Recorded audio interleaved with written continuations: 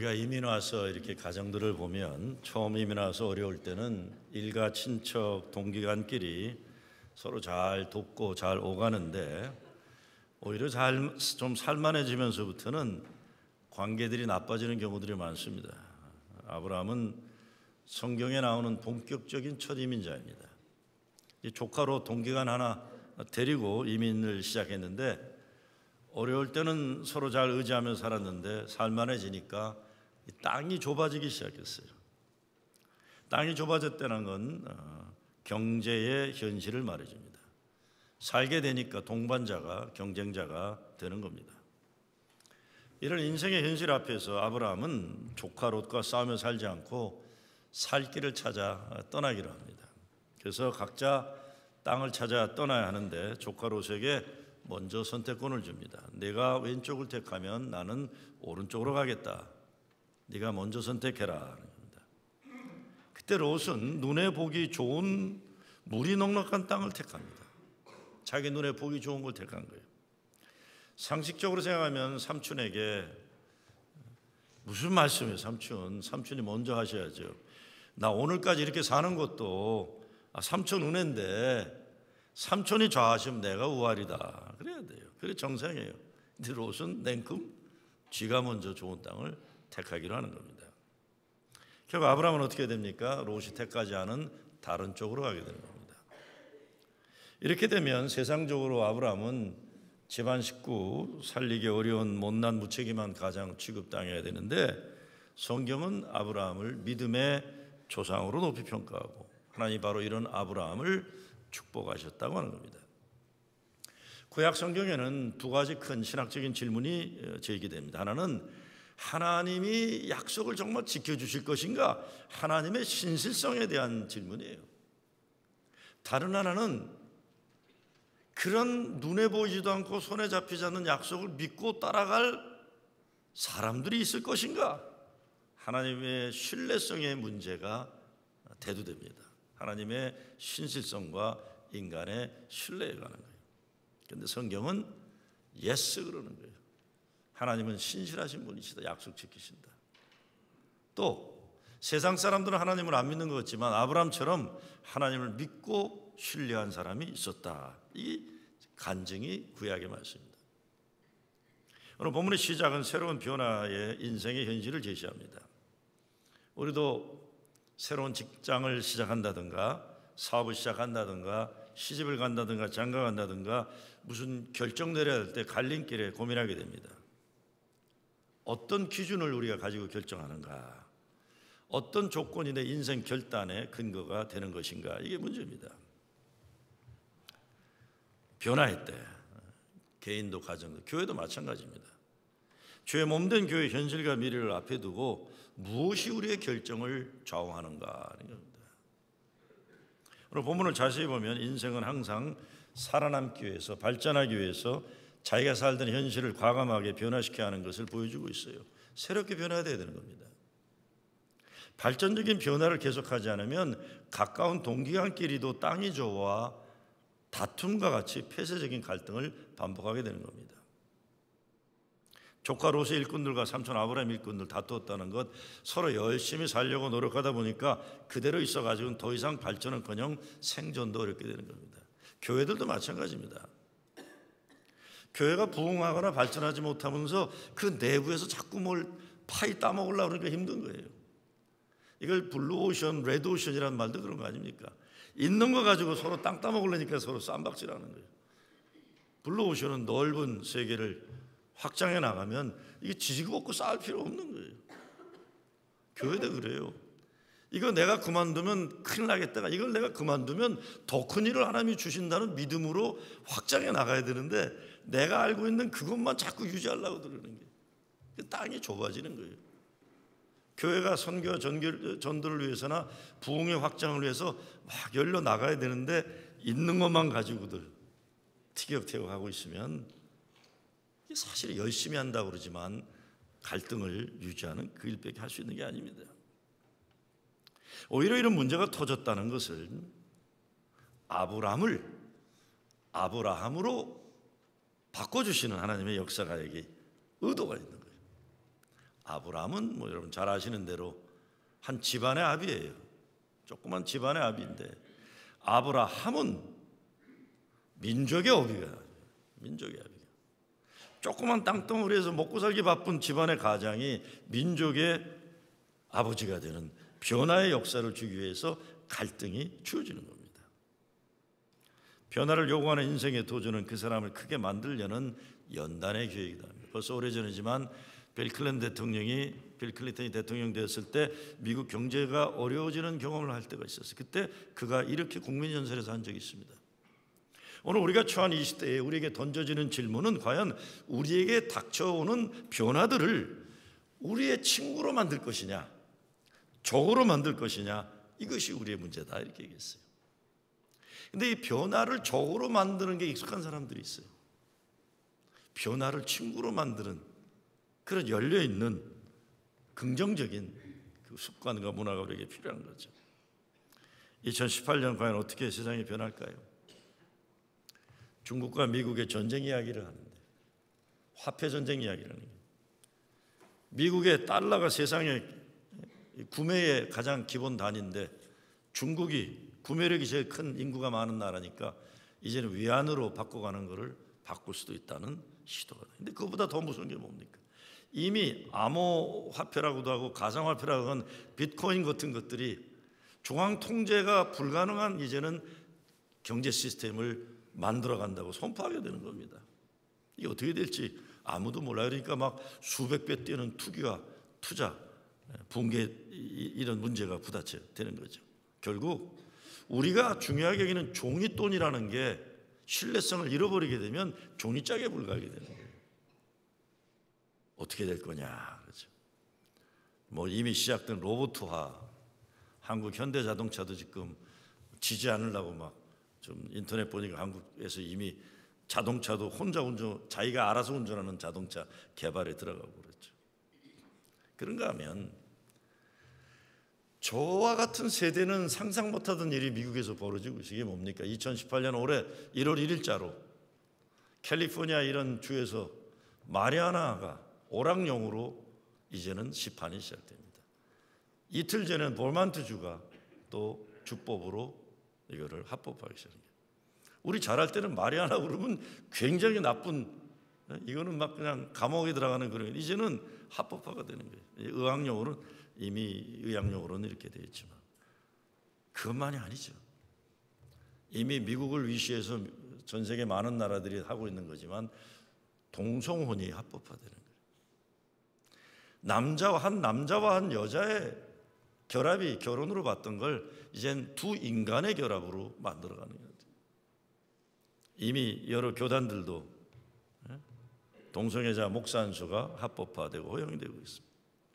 맞고 틀리고 싫고 좋고를 떠나 세상이 저 같은 사람들이 익숙해왔던 시대의 가치관과 상식들이 뒤집히고 있는 확연한 사실들이 눈앞에 벌어지고 있어요.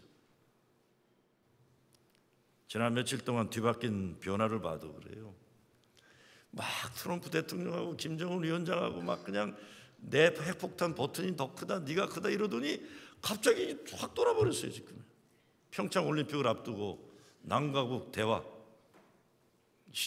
회담이 제안되면서 트럼프 대통령도 있어 굿띵 그랬어요. 또 갑자기 이거 남북 대화는 좋은 거다. 나는 김정은과 만날 수 있다.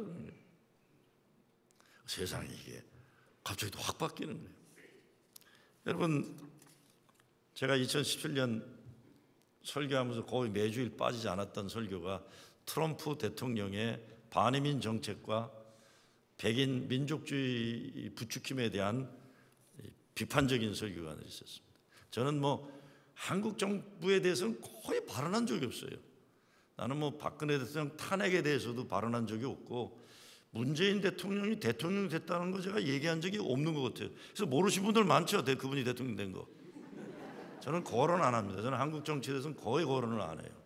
그런데 거의 매주일 빠지지 않고 거론했던 건 반이민 정책과 백인 민족주의에 대한 비판적인 설교는 제가 끊이지 않고 했어요. 그런데 아니지, 제가 며칠 전에 사람들 모인 데서 그랬더니 만약에 남과 북이 이렇게 평화가 되면서 통일의 길에 이르게 되면 나부터도 나서서 트럼프 대통령 노벨 평화상 받는데 내가 투표 보내고 싶다 그랬어요.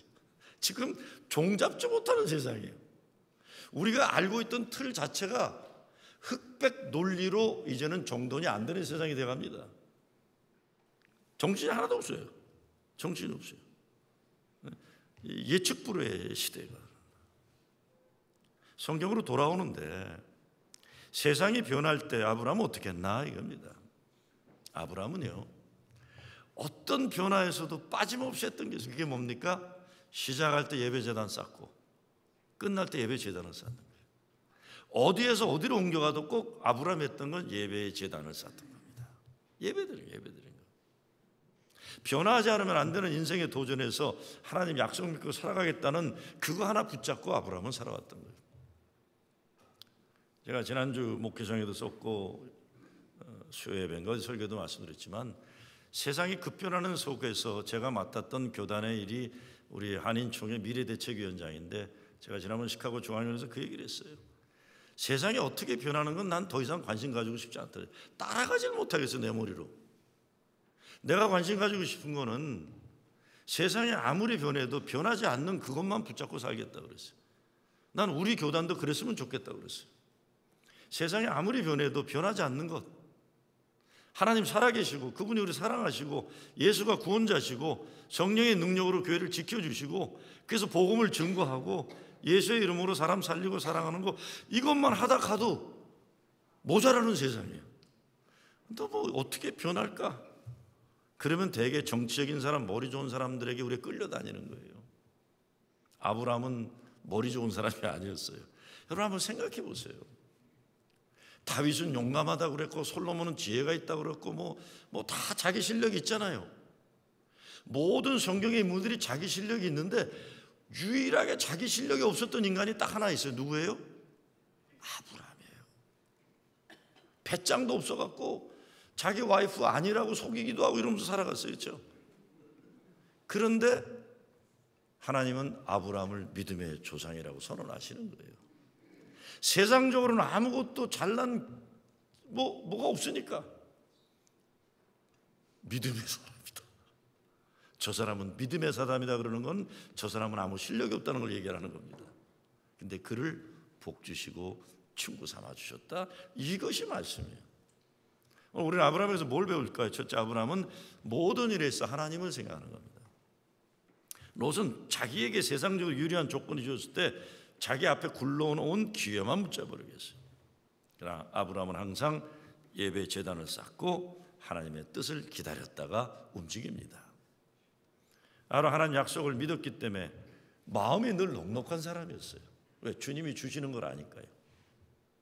모든 사람이 마음의 소원이 있겠지만 아브라함은 하나님의 약속 위에 자기 소원을 세웠기 때문에 일시적인 이익 때문에 근시안적인 이익 관계 때문에 움직이질 않는 겁니다. 헤브론 헤브론이란 뜻에 담겨 있는 것이 하나님의 친구란 뜻이 담겨 있는 거예요. 그게 뭡니까? 어떤 삶의 변화에 있어도 난 하나님의 친구로서의 내 위치와 존재를 나는 분명히 하겠다 이런 겁니다. 쉽게 하는 거예요.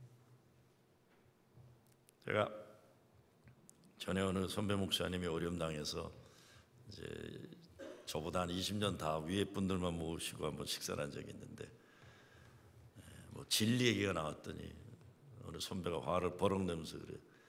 진리 웃기지 마라 이놈들아 그래요. 의리도 없는 것들이 무슨 진리를 지킨다고 헛소리 하냐 그래. 아이고 저분이 상처가 크시구나. 이게 물론 의리라는 것 때문에 조광조의 입장에서 볼 때는 의리가 정의로운 것을 함께하는 의리를 얘기하는 거 있지만 요즘에는요 눈에 보이는 이익 때문에 쉽게 사람들이 움직이는 거예요.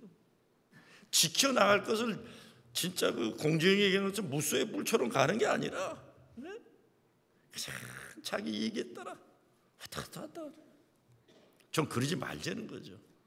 하나님의 친구로서의 자기 존재를 분명히 지켜나가는 거예요. 그래서 아브라함은 신앙의 순례가 성숙해 갈수록 인간이 가지는 집착을 내려놓는 걸 배운 겁니다.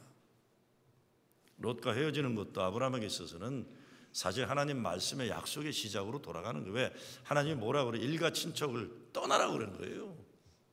근데 아브라함은 꼭 이 꼼수 둔 게 있었어요, 항상. 그렇죠? 자식 문제에서도 꼼수 두다가 문제가 터진 거 아니에요. 일가 친척을 떠나라 그러는데 하나 붙잡고 다닌 거예요. 위로 받으려고. 롯. 이제 그거 내려놓는 거예요. 인간의 눈에 보이고 손에 잡히는 거 이제 인생의 의지 삼지 않고 하나님 말씀의 약속만 붙잡고 살겠다고 내려놓는 겁니다. 내려놓는 거. 멀리 내다보는 믿음으로 내려놓는 거예요. 집착과 욕심을 버리는 거예요. 어느 분이 진정한 부자는 누군가 이 테스트를 10가지를 질문을 만들었더라고요. 혹시 여러분 진짜 부자인가 아닌가 10가지 제가 하면 한번 계산해 보세요. 몇 개나 여러분에게 이게 한 6개만 돼도 진짜 부자일 거예요. 한번 보세요. 첫째, 친구의 일과 사업이 성공적일 때 마음이 흐뭇하고 또 나보다 아름다운 친구의 용모에 셈이 안 나면 그는 부자다. 여자분들 셈이 안 나면 남을 위해 돈을 쓸 때 아까운 생각이 안 나면 그는 부자다. 아들이나 딸들이 보통 사람으로 성장하고 있는 것에 감사하는 생각이 들면 그는 부자다. 이게 참 좋은 질문이겠죠? 한번 해보세요. 여러분들이 저한테 목사님 너무 기뻐요. 왜요? 우리 딸이 보통이에요. 그러면 할렐루야 보통이라고. 얼마나 멋있어. 감사한 건 퍽퍽 내는 게 보통이라고 그냥. 아멘도 안 하시지만 난 그렇게 생각해요. 우리 아들 딸이 보통이기 때문에 감사하다. 부자다는 거예요.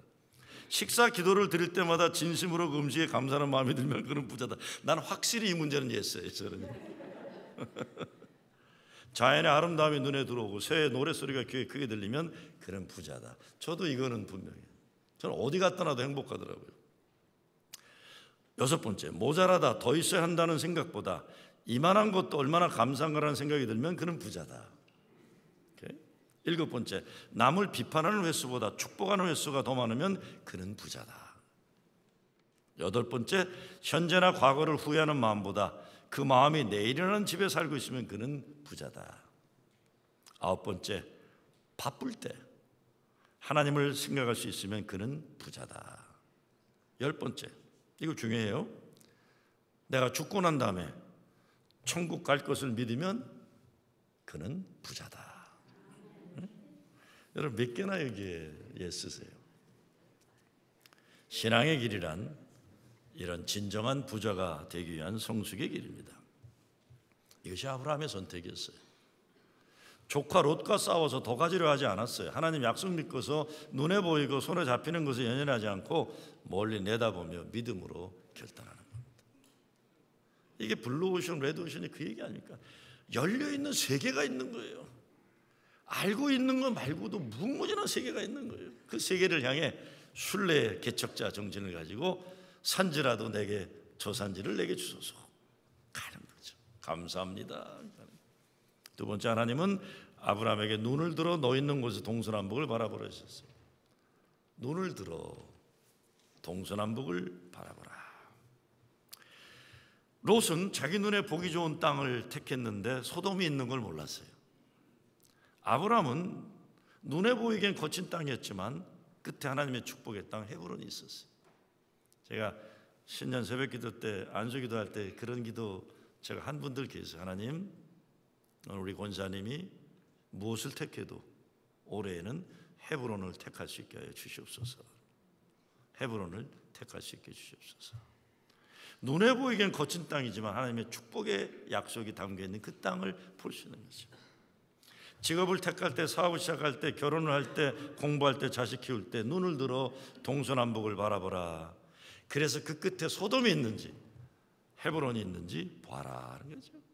죄와 저주가 있는 소돔이 아니라 약속과 축복이 있는 헤브론. 잘못된 선택으로 롯은 멸망의 길을 가지만 가족이 다 망했어요. 아브라함은 바른 선택으로 하나님 축복을 받게 되는 겁니다. 신앙을 지키기 어려운 일이면 하지 말고 하나님 섬기기 힘든 길이면 가지 말아라. 아무리 돈을 많이 벌 수 있는 것 같아도, 아무리 멀끈하게 잘생긴 인간 같아도 그 일을 통해 그 사람과 같이 하나님께 예배드리는 그 끝이 있을 때 선택하라 이것입니다. 타마스 케플러라는 사람이 A Journey with the Saints, 성자와의 여행이라는 책에서 성경과 역사에 나타난 훌륭한 사람이 어떤 사람인가 이렇게 정의합니다. 훌륭한 사람은 시간의 중심을 언제나 하나님께 두었던 사람이다 그랬어요. 그들은 결코 서둘거나 바쁘게 살지 않았다. 아주 사소한 일도 하나님과 연결시켜 생각했다. 그게 훌륭한 사람이에요. 개인의 욕심을 극대화한 것이 아니라 하나님과 연결되어서 하나님이 원하시는 것을 선택한 사람들이 진정한 훌륭한 사람이라는 겁니다. 아브라함에게 하나님이 너 있는 곳에서 동서남북을 보라. 동서남북이 중요한 것보다 너가 서 있는 그곳을 얘기합니다. 내가 어떻게 여기까지 누구 믿고 여기 서 있게 되었는가? 하나님과 관계에서 너 있는 곳의 중요성을 말씀하신다고 봐요. 멀리 내다보는 믿음의 꿈이에요. 인생의 설계도예요. 설계가 없으면 집 짓지 못하죠. 내가 집안의 가장이면서 나는 내 가정을 행복한 가정으로 만들리라 그림을 그릴 수 있어야 돼요. 딸을 교육시키면서 내 딸은 에스더와 같이 민족을 구원한 시대를 위해 준비된 딸로 키우리라. 아들이 있으면 어려운 역경을 살아가더라도 요셉처럼 하나님의 꿈을 열매되는 아들로 키우리라 그림을 그려야 돼요. 근데 요즘 세상은 하도 성공에 대한 부정적인 시각이 많아서 성공 자체를 부정하는 일들이 많아요. 2017년도 젊은이들의 그 문학을 평가하면서 제일 많이 나온 게 성공의 부정이에요. 그러면서 이효리의 위대한 발언이 역대급 대박이었다고 그래요. 그래서 난 무슨 게임인지 몰라요. 무슨 밥집인지 무슨 게임에서 이경군과 누가 하는 코미디언이 어떤 중학생 여자애가 있는데 훌륭한 사람 되라 그랬더니 이효리가 뭐 그랬다는 거 아니야. 무슨 얼어 죽을 훌륭한 사람, 그냥 뭐라 그랬더라? 하고 싶은 대로 하라 뭐 이랬다고 그러죠. 너 있는 대로 살아 그랬다는 거죠. 예? 아무나 되라. 아무나. 무슨 훌륭한 사람이냐. 아무나 되라 그랬더니 대박이었대요. 그게 젊은이들이. 저는 그게 무슨 얘기인지 알아요. 카타르시스가 해소되는 거예요. 하도 훌륭하고 성공하는데 그게 도움이 안 되는 게 이미 부모들한테 받은 재산 많은 것들이 금수이 물고 나와서 맨날 이러니까 노력해도 안 된다는 게 되는 거예요. 지금 아무리 서울에 좋은 대학을 나와도 직장도 안 되고 어려우니까 이 패배의 문화가 너무 깊고 깊어서 아무나 되라가 대박을 친 거예요. 이해를 해요. 그러나 그럼에도 불구하고 거룩한 비전에 대한 아름다운 하나님 기뻐하시는 성공에 대한 그 꿈을 놓칠 수는 없잖아요. 그걸 놓칠 수 없는 거 아니에요. 문제는 비전이에요. 비전. 보여주시는 걸 봐야 되는 건데 그걸 안 보니까 비전 자체를 부정하는 겁니다. 방향을 잃어버린 현대인들이 방향을 잃어버려요. 아마 뭐 모래힐에서 롱아일랜드 레일로드 탄지 몰라요. 옛날에 알버트 슈바이처가 엘버트 아인슈타인이 뉴욕에서 기차 타고 어디 가는데 이 사람이 건망증이 심하니까 티켓을 잃어버린 거예요. 자꾸 찾으니까 승무원이 지나가다가 Dr. 아인슈타인, I know who you are, don't worry, I trust you 그런 거예요. 근데 30분에 또 봐도 아인슈타인이 막 목 잡고 있으니까 Dr. 아인슈타인, don't worry, I know who you are, I trust you. 그랬더니 아인슈타인이 한 얘기가 Thank you for trusting me. 나를 믿어서 고맙긴 한데 지금은 이 믿음의 문제가 아니라 방향의 문제다 그런 거예요. 내가 어디로 가는지 잃어버려갖고 티켓을 찾아야만 내가 그 역에 내릴 수가 있거든요. 방향을 잃어버린 거예요. 방향을. 그게 진짜죠.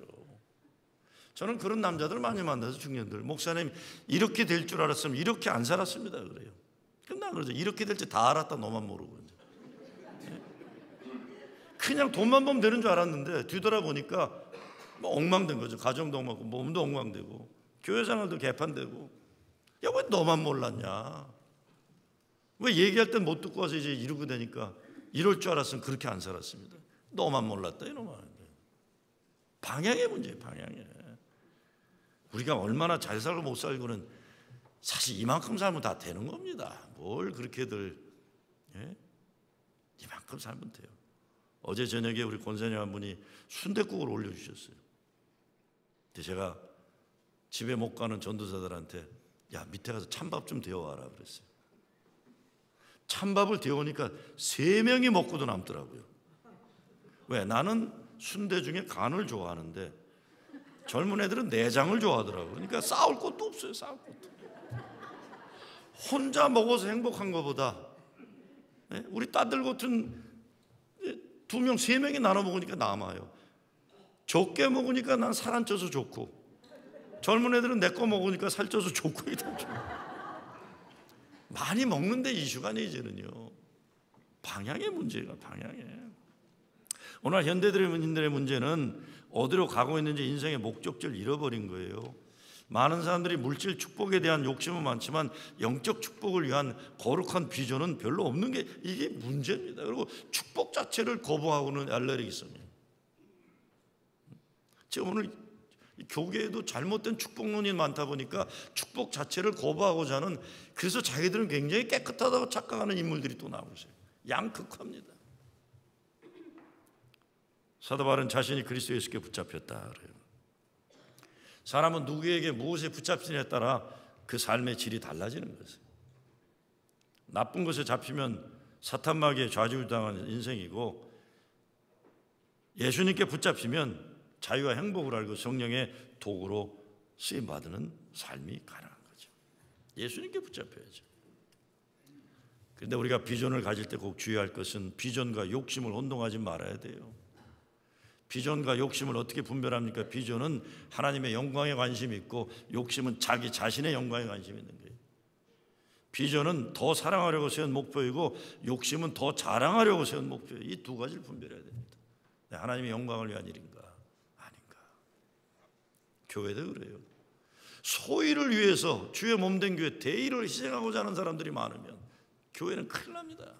큰일 나요. 사업에 크게 성공한 사람이 있었어요. 그러면서 더 돈을 많이 벌어 하나님 영광을 쓰겠다. 또 소원을 두고 열심히 일했는데 그러다가 병을 앓게 돼요. 그런데 병이 금방 낫지 않고 병에 오래 있게 되니까 하나님을 원망하게 됩니다. 하나님의 영광을 위해 그렇게 뛰었는데 제가 왜 이렇게 아파야 합니까? 세월이 흘러도 병이 안 나요. 어느 날 큰 발견을, 깨달음을 얻게 됩니다. 그것은 내가 하나님의 영광을 위해서 했다고 했지만 나의 마음에 큰 욕심이 크게 자리 잡고 있었다는 걸 자기 스스로 깨닫게 되는 거예요. 개인적인 영광을 추구했던 자기의 모습을 깨닫고 철저히 회개하게 되는 거예요.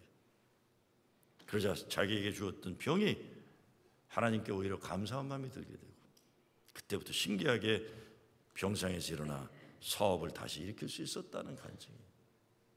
우리 속에 뭐가 있는지 들여다봐야 됩니다. 새해를 시작하면서 이 속에 주의 빛이 있는지 어둠이 아닌지 예수님도 말씀하시잖아요. 내가 말하고 생각한 것이 진짜 진실되게 주의 영광인지 아닌지 이거 생각할 수 있어야 됩니다. 비전의 가장 무서운 장애물은 비전과 가장 비슷하게 생긴 욕심이에요. 잘 구별해야죠. 욕심을 비전으로 포장하는 일도 조심해야 되고 비전이 욕심으로 흘러가는 것도 우리가 정말 조심해야 되는 겁니다. 마지막으로 그 땅을 종과 행으로 행하여 보라. 걸어다녀라. 내 발로 내 눈이 본 곳을 직접 걸어봐라. 저는 그래서 뜬금 잡는 이상주의자들 안 좋아해요. 그냥 혼자 선비처럼, 저는 목사들한테도 그런 얘기해요. 혼자만 그 나르시즘에 빠져갖고 자기가 가장 깨끗한 것처럼 하고 있으면 역사변에 아무 도움도 안 돼요. 흙 묻히고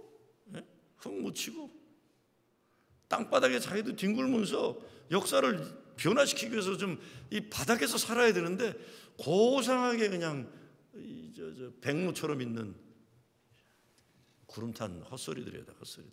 저는 아주 요즘 그거에 대해서 아주 신랄하게 젊은 목사들이 얘기를 해요. 너 혼자 이상주의 나르시즘에 빠진 것 같다고 그래요. 땅으로 내려와라. 교회가요. 교회가 언제부터 이렇게 아름답고 선하고 의로운 이상주의 공동체였습니까? 초대교회 성령이 충만했어도 문제덩어리였어요. 문제덩어리. 사도행전도 그렇지만 사도 바울 읽어봐. 맨날 교회 문제 갖고 얘기하는 거예요. 그게 현실이에요. 현실. 그 문제 많은 삶 속에서 우리는 사랑을 만들어가고 은혜를 체험해라. 가정도 그렇잖아요. 요즘 젊은 사람들한테 그래요. 무슨 시집갈 생각을 하냐 그래요. 혼자 살아라 그래요. 왜 애를 낳으려고 고생하냐. 혼자 살지. 애로 쳐도 왜 저러나 저 노인네가. 제가 딴 게 아니에요. Nobody promised you rose garden. 결혼을 한다고 행복한 것도 아니에요. 자식을 낳는다고 행복한 것도 아니에요. 왜? 현실 자체는 죄의 열매 속에서 그걸 뚫고 나가는 사랑과 은혜를 발견하는 그것이 믿음이지, 그냥 덜컹 주어지는 게 아니에요. 덜컹 주어지는 게 아닙니다. 이상주의적인 얘기하는 거 자꾸 헛소리들이에요. 헛소리들. 땀 흘리며 눈물 흘리며 피땀 흘리며 바닥에서부터 일궈 나가는 게 이게 믿음이에요. 그래서 비전에는 구체적인 행동과 희생과 헌신이 따르는 거죠. 그러다 보면 승리할 때도 있고 패배할 때도 있는 거예요. 현실에서 하면서는. 그래서 한때 승리했다고 자만할 것도 없고 패배했다고 늘 내 삶에 패배만 있다고 한 맺혀 살 것도 없어요. 사실 크게 보면 승리한 사람보다 패배를 경험한 사람이 더 행복하게 사는 경우가 많습니다. 중요한 것은 우리의 믿음입니다. 우리의 과거가 아무리 불행했어도 말씀과 기도를 붙들고 최선을 다해 나가면 우리 앞에는 하나님이 예비하시는 은혜와 축복의 길이 열려 있는 거예요. 여러분, 우리 자신들 한번 생각해 보죠. 우리가 어디에서 여기 이렇게 왔는가? 제가 지난주에 글 쓰면서 제가 서울 중구 해운동에 태어났다가 외가가 있는 가평에 갔다가 의정부사에 있는데 교인들이 몇 분이 오늘도 저 가평에서 살았다는 분도 계시지만 지난주에도 중구 해운동에 태어나시고 우리가 어디서 여기까지 왔나 생각해 보자는 거예요. 저는 왜 이렇게 행복하냐면요, 저는 이민 와서만 아니라 이민 오기 전에도 뭐 이렇게 넉넉한 적이 없었어요. 제가 한국 살면서 제일 지금도 기억나는 게 고등학교 서울 중동고등학교 안국동에서 걸어오면서요, 종로가 내려다 보면 그 길거리에 있는 그 vendor들, 나는 진짜 거기 군고만 한번 사 먹어본 적이 없어. 번데기 못 사 먹어봤어요. 왜? 나는 달랑 버스 토큰 하나 있어가지고. 토큰도 아니야, 종이짝이야 저렇게. 그 종이도 여러분 아시죠? 10개 종이 버스 티켓이면 그걸 면도칼로 12개를 만드는 게 우리가 그렇게 잘라갖고. 기억나세요 남자들?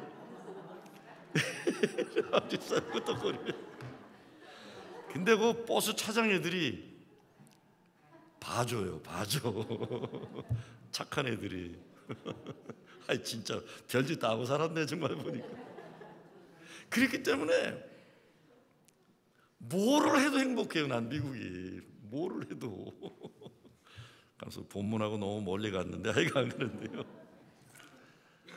그러니까 우리가 살아온 날들을 생각해 보면 앞으로 하나님이 열어주신 미래가 얼마나 흥분되고 신나는 거예요. 전 지금도 제가 대학생 시절 연애하면서 진짜 처음으로 고금을 투자해서 여자친구 데리고 갔던, 여자친구를 만들려고 투자했던 뮤지컬을 잊을 수가 없어요. The Man of La Mancha예요. 세르반테스가 쓴 돈키호테를 뮤지컬로 만든 거예요. 시카고의 맥코믹 플레이스의 맨 뒤인데 너무 싸구려 티켓이라서 사람도 안 보이는 그 티켓 가지고 뒤에 가서 앉아 있는데, 이 여자를 내 거로 만들어야 되는데 자신은 없고, 근데 그 노래가 나오는데 돈키호테가 가졌던 현실에서는 상상할 수 없는 대담한 꿈, 혼자 짝사랑하던 여인 달시메라를 멀리서 바라보며 꿈이요 불가능한 꿈이요, Dream, Impossible Dream, 애통하게 부른 노래인데 눈물이 나와 죽겠는 거예요. 왜? 아버지는 일찍 돌아가셨고 키는 작아서 이 여자가 나 좋아할 것 같지도 않고, 이루어질 수 없는 사랑, 이길 수 없는 적들과 싸워야 하고 견딜 수 없는 고통을 견디며 잡을 수 없는 하늘의 별을 잡으려고 하는 Dream, Impossible Dream 부르는데 쫄쫄쫄쫄 울고 있었어요. 왜? 여자애가 나를 좋아할 것 같지 않더라고요. 그럴 것 같지 않더라고요. Dream, Impossible Dream. 그런데 지금 그때 그 여자애하고 38년을 살고 있습니다.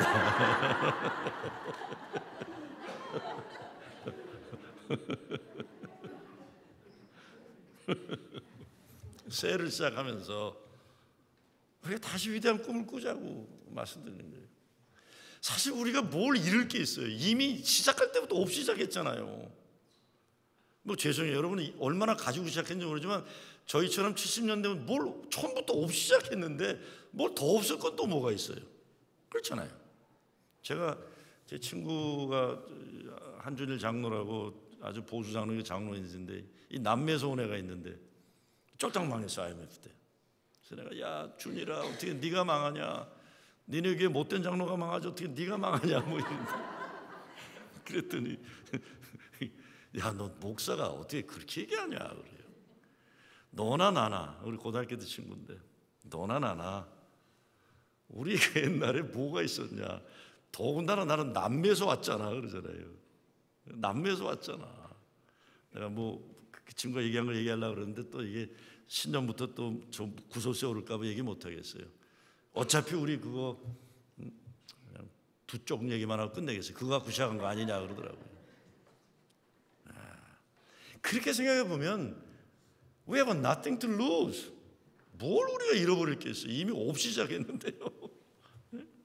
위대한 꿈 가지자. 여기까지 왔는데 새로운 비전 품고 세상 사람들의 부정적인 말에 귀 기울이기보다 하나님이 끊임없이 들려주시는 사랑의 소리, 은혜의 소리, 소망의 소리, 믿음의 소리 듣고 가자는 거죠. 나 돈 없다, 배우지 못했다, 미국 온 지 얼마 안 된다, 나 늙었다. 그게 중요하지 않다는 거예요. 그런 열등의식 체념, 스스로 패배 인생 만들고 가지 말자는 겁니다. 그렇죠? 새해를 맞이하면서 우리에게 비전도 다시 생각해 봅니다. 제가 지난 한 주간 새벽 집회에서 계속 말씀드린 게 딴 게 아니에요.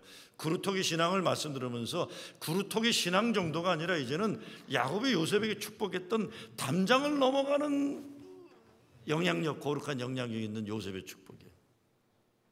축복의 직이 확장된 축복이에요. 맨하탄의 우리 세인막 건물도 아직 인수 못한 상황이긴 하지만요. 이게 우리에게 준 새로운 도전이에요. 참 세상의 인심이 웃기더라고요. 지금 우리 맨하탄에 우리 교회를 인수한다 그러니까 밖에 철없는 사람들은 마치 뭐 김종호 목사가 떼부자 됐다고 질투하는 사람들도 있어요. 그래서 제가 한번 얘기해 줬어요. 왜들 그러냐 그랬어요. 세인막이 건물이 줬던 우리 교회로서는 헌신과 희생에 그리고 저게 제 개인의 소유가 아니잖아요. 저게 주었다고 우리 교회 장로님들은 나눠서 무슨 뭐 퍼센티지를 먹습니까? 누구라도 우리 한인교회들 중에 그런 기회가 주어지면 언젠가 되면 저는 은퇴할 것이나 딴 교회 가게 되면 누구라도 기회가 주어지는 거 아니에요. 젊은이들이 목회할 기회가 주어지고요. 그렇게 생각을 못 하더라고요. 남이 잘 되는 거를 기뻐할 줄을 몰라요. 그러니까 본인도 안 되는 거예요. 본인도 안 되는 거예요. 우리가 할 일이 얼마나 많아요. 새로운 틀, 새로운 믿음을 요구합니다. 제가 어제 새벽 기도에서 말씀드렸죠. 주일학교 없어야 된다. 주일학교 없어야 된다. 우리 교회에 주일학교 부흥이 꿈이 되면 안 되고 뭐가 부흥의 꿈이 돼야 돼요? 가정에서 엄마 아빠가 주일학교 교장이 되고 주일학교 선생이 되는 꿈을 꾸자는 거예요. 교회는 가정이 주일학교 될 수 있도록 도와주는 역할을 해주는 거지. 일주일에 잠깐 놓고 가는데 주일학교 교육 갖고 됩니까? 이 주일학교 교육은 옛날에 무디가 고아애들 모아놓고 가르치던 주일학교 모델이에요. 이거 부모가 없기 때문에 부모가 멀쩡히 있으면 부모가 어떻게 좋은 선생과 영적인 리더가 될지 이걸 도와주는 틀을 바꿔야 됩니다. 이제는 우리가 가지고 있던 잘못된 틀들. 저는 오늘 성가대도 그래요. 아니 1부, 2부, 3부 똑같은 노래 부르면 큰일 나요. 그걸 왜 몇 번 다른 노래 부르라고 애들을 쓰세요? 목사도 똑같은 설교하잖아. 그렇지? 내 말이 틀렸으면 집에 가면 생각해 보세요. 왜 우리는 자꾸 여러 가지를 복잡하게 만들어갖고 그 안에서 뭘 행복을 찾으려고 하는지 모르겠어요. 그냥 다 똑같은 노래 부르자고요. 작년에 부르던 거 또 부르셔도 아무도 몰라요. 왜 이렇게 애를 써요? 그런 거 애쓰지 마. 그 시간 있으면 진짜 망가진 거 고치고들 주일학교 더 가르치고 그래. 아무나 편하게 와서 성가대 할 수 있고 섬기고 그래도 돼요. 제가 말씀드리는 건 틀을 한번 다시 짜시려는 거예요. 틀을 알고 있던 그거에 잘하려고 그러지 말고, 정말 우리가 제대로 된 교육에서 어떤 변화를 이루어야 할지 현재에서 만족하지 말고 헤브란 땅을 보고 움직일 것인지 기도할 수 있어야 돼요. 잘해도 소용없는 거 잘하지 마세요. 정말 내가 잘해야만 되는 그거에만 집중해야 됩니다. 새해이기 때문에 제가 박노해 씨의 시 하나 읽고 싶어요. 너의 하늘을 봐라. 너의 하늘을 봐라. 제가 박노해를 좋아하는 게 전에 그런 시를 썼더라고요. 헛된 성공보다 참된 실패를 하라 그랬어요. 어차피 우리네 삶은 패배와 패배를 딛고 일어난 오늘에 이른 것인데 헛된 성공을 꿈꾸지 말고 참된 패배를 다시 하자 이런 거예요. 근데 너의 하늘을 보아라는 시를 이렇게 썼어요. 잘 들어보세요. 내가 자꾸 쓰러지는 것은 내가 꼭 이룰 곳이 있기 때문이야. 내가 지금 길을 잃어버린 것은 내가 가야 할 길이 있기 때문이야. 내가 다시 울며 가는 것은 내가 꽃 피워낼 것이 있기 때문이야. 힘들고 앞이 안 보일 때는 너의 하늘을 봐. 내가 하늘처럼 생각하는 너를 하늘처럼 바라보는, 너무 힘들어 눈물이 흐를 때는 가만히 내 마음이 가장 깊은 곳에 가 닿는 너의 하늘을 봐. 너의 하늘을 봐. 여러분이 자꾸 쓰러진다면 이룰 곳이 있기 때문에 쓰러지는 거예요. 지금 길을 잃어버렸다면 가야 할 길이 있기 때문이고, 지금 눈물을 흘리는 삶의 과제가 있으면 꽃을 피우기 위해서 눈물을 흘리는 거예요. 하늘을 보자.